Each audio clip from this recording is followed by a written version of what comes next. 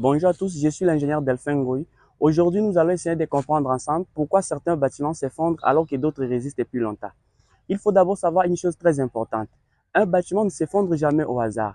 Et quand un bâtiment s'écroule, les problèmes n'est presque jamais le béton, mais plutôt les décisions prises avant la réalisation de l'ouvrage. En tant qu'ingénieur du bâtiment, la première question que je dois me poser n'est pas à quoi ressemble le bâtiment, mais plutôt sur quoi va-t-il se reposer. Tout commence par les sols. Un bon bâtiment construit sur un mauvais sol reste un mauvais bâtiment. C'est pourquoi nous allons d'abord commencer à parler sur l'étude du sol. L'étude du sol, aussi appelée étude géotechnique, consiste à analyser les sols avant de construire. Parce que c'est les sols qui supportent tout. Ils supportent le poids propre de l'ouvrage, voire même le charge de l'exploitation. Sachez très bien que si le sol est faible, l'ouvrage restera très fragile.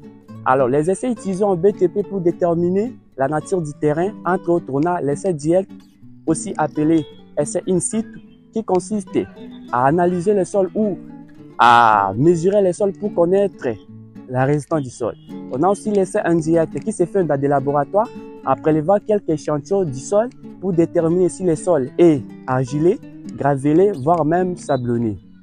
Veuillez vous abonner, liker, activer la cloche de notification, partager la vidéo. On se retrouve à très bientôt d'où on aura à parler sur les choix de la fondation. Merci.